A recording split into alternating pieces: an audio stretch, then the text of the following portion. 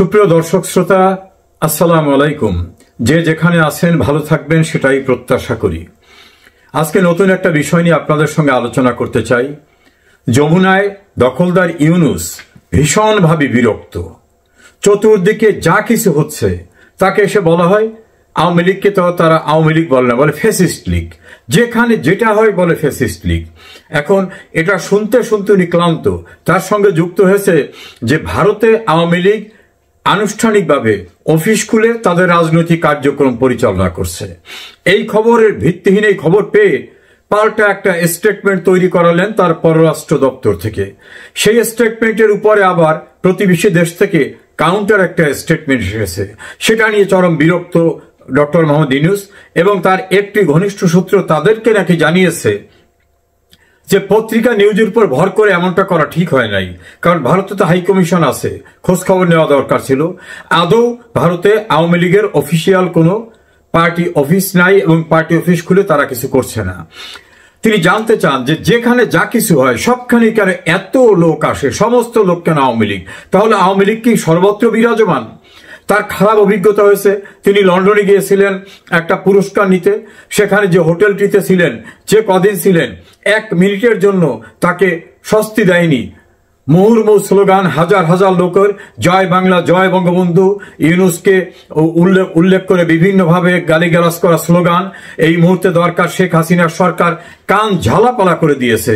তার কিছু কর্মচারী কর্মকর্তারা নিচে নেমেছিল হোটেল থেকে।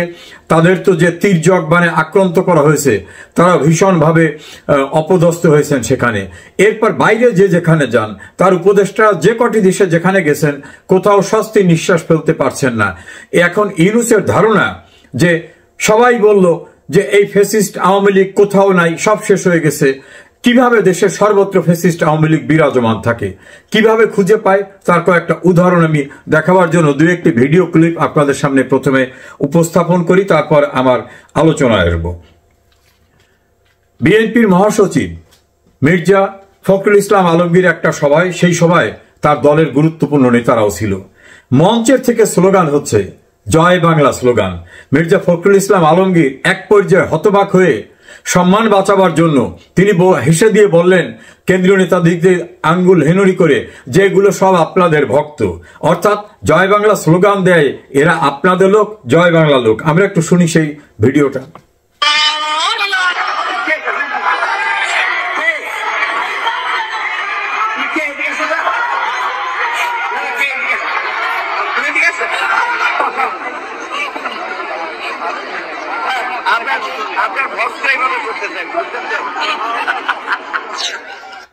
মির্জা ফখরুল ইসলাম আলমগীর তিনি ওই মঞ্চে জয় বাংলা স্লোগান, মঞ্চে থাকা নেতারা জয় বাংলা স্লোগান দিচ্ছে। হতবাক হয়ে তিনি অন্য নেতাদের দিকে আঙ্গুল হেলনি দিয়ে হেসে দিয়ে বলতেছেন এগুলো আপনাদের ভক্ত, অর্থাৎ জয় বাংলা বলা লোকরা বিএনপির কেন্দ্রীয় গুরুত্বপূর্ণ নেতাদের মঞ্চ দখল করে আছে। আসুন আরো 2-1টি ক্লিপ আমরা একটু শুনি।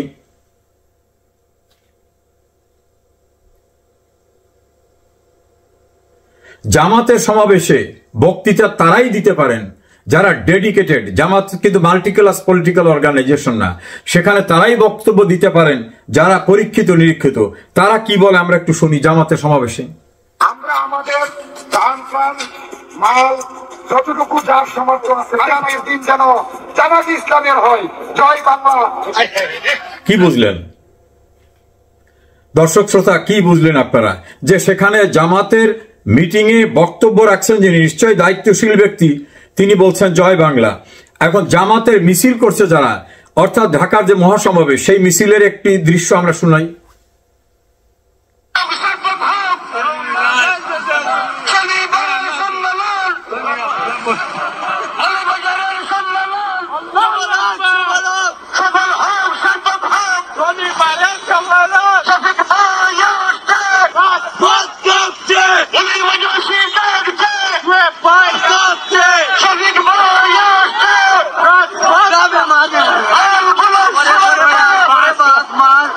মারবো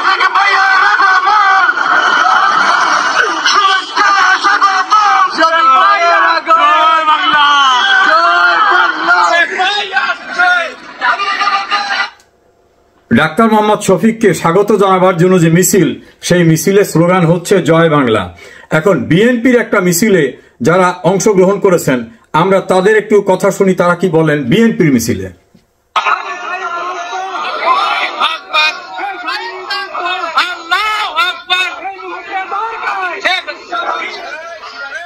কি বললেন? এই মুহূর্তে দরকার শেখ হাসিনার সরকার। আর একটা মিছিলের সেখানে তরুণরা কিভাবে অভিনন্দন জানাচ্ছে স্লোগান দিয়ে।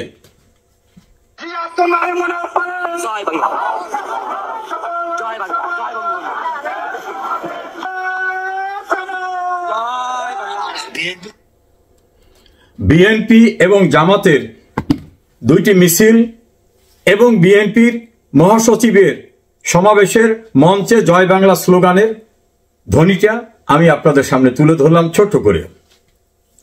এখন ডক্টর মোহাম্মদ ইউনূস এবং মূলত তাকে যারা সরকারে বসিয়েছে, এনসিপি কিছু না, এগুলো ছোট বাচ্চা কাচ্চা, মূলত জামাত তো বসিয়েছে, তাদের সমাবেশে জয় বাংলা স্লোগান, তাদের মিছিলে জয় বাংলা স্লোগান।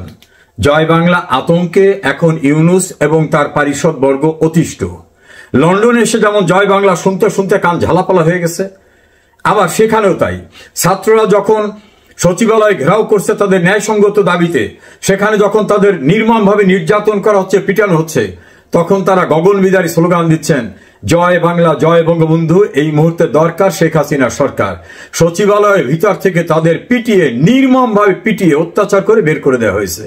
ঢাকায় যখন ব্যাটারি চালিত রিক্সা চলবে না পায়ের চলা রিক্সা চলবে, সেটা নিয়ে দুই পক্ষ বিভক্ত হয়ে শেষ পর্যন্ত শাহবাগে বিশাল সমাবেশ।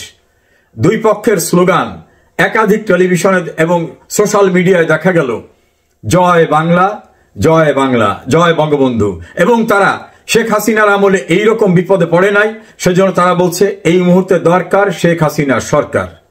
গার্মেন্টস শ্রমিকরা যখন 150টা গার্মেন্টস বন্ধ হয়ে গেছে, তাদের রুটি রুজি বন্ধ হয়ে যাচ্ছে, সেই সময় তারা যখন ঢাকায় মিছিল সমাবেশ করছে, তখন পরিস্থিতি ভয়ঙ্কর দেখে ডক্টর ইউনূস তার পারিষদকে বললেন এ কি অবস্থা, সব অচল হয়ে যাচ্ছে। তারা বলল স্যার এগুলো সব ফ্যাসিস্ট লীগ, অর্থাৎ আওয়ামী লীগ। ইউনূস বলছেন যে এত আওয়ামী লীগ? বলে হ্যাঁ স্যার, এদের সর্বত্র আওয়ামী লীগ, সবখানি আওয়ামী লীগ রয়ে গেছে। এরপর যখন পলিটেকনিকের ইঞ্জিনিয়াররা তাদের স্ট্যাটাসে প্রশ্নে রাস্তায় মুভমেন্টে নামলেন, সেখানে তাদের স্লোগানের ভিতরে শেখ হাসিনার সরকার, এই মুহূর্তে দরকার। শেখ হাসিনা আমাদের মর্যাদা দিয়েছিলেন, আমরা সেই মর্যাদাকে সমুন্নত রাখতে চাই। সেখানেও জয় বাংলা স্লোগান দেয়। কৃষকরা যখন কৃষি পণ্যের দাম বৃদ্ধি হচ্ছে, অন্যান্য শেখ হাসিনার আমলে কৃষি চাষাবাদের জন্য বিনামূল্যে যে সার কীটনাশক ঔষধ দেওয়া হতো সেটা বন্ধ হয়ে যাওয়া, তাদের জমানত ছাড়া যে ঋণ দেওয়া সেটা বন্ধ হয়ে যাওয়া, এসব নিয়ে তারা ক্ষোভ প্রকাশ করছে বিভিন্ন জায়গায়। সেখানে একই স্লোগান। মাদ্রাসা শিক্ষকরা যখন তাদের মর্যাদার প্রশ্ন নিয়ে ঢাকায় প্রেস ক্লাবের সামনে এবং আব্দুল গনি রোডে সমাবেশ করছেন, সেখানে তাদের বেধড়কভাবে পিটিয়ে রক্তাক্ত করার সময় তারা মিডিয়ার সামনে বলছেন শেখ হাসিনা এই দেশে আলেমদের সম্মান দিয়েছিল, তার সময় প্রতিটি উপজেলায়, প্রতিটি জেলায় মডেল মসজিদ হয়েছে, ইসলামী সাংস্কৃতিক কেন্দ্র হয়েছে। তিনি ইমাম মুয়াজ্জিমদের মর্যাদা দিয়েছেন, তিনি আলেমদের মর্যাদা দিয়েছেন, তিনি কওমি শিক্ষার শ্রেষ্ঠ শিক্ষাকে তিনি মাস্টার্সের সম মর্যাদা দিয়েছেন।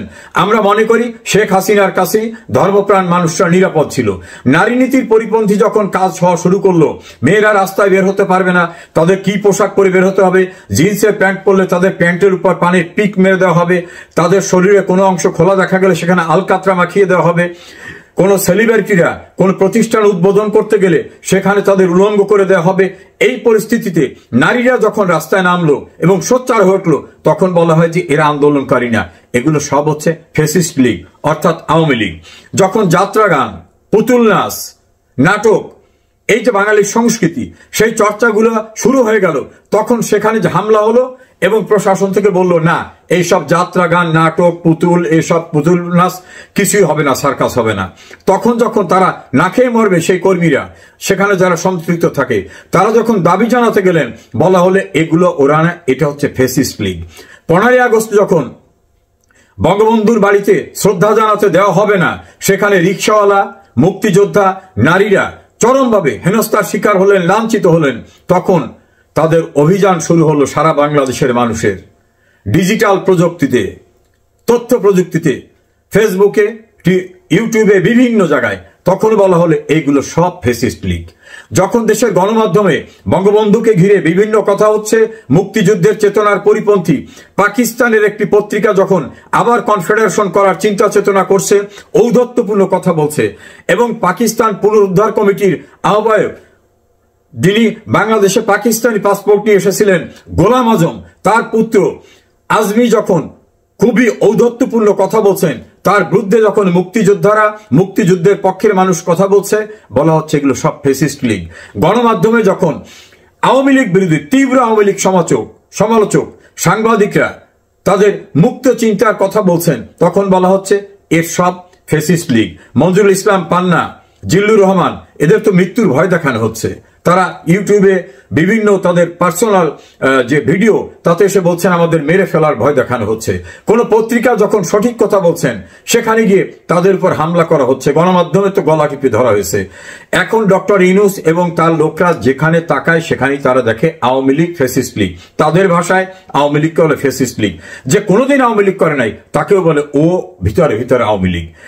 ৭৫-এর ১৫ আগস্টের ঘটনা শ্রদ্ধা জানাতে যাওয়া কেউ কোনো দল পদবিতে না, সেই মানুষগুলোকেও বলা হয় এগুলো ফ্যাসিস্ট লীগ।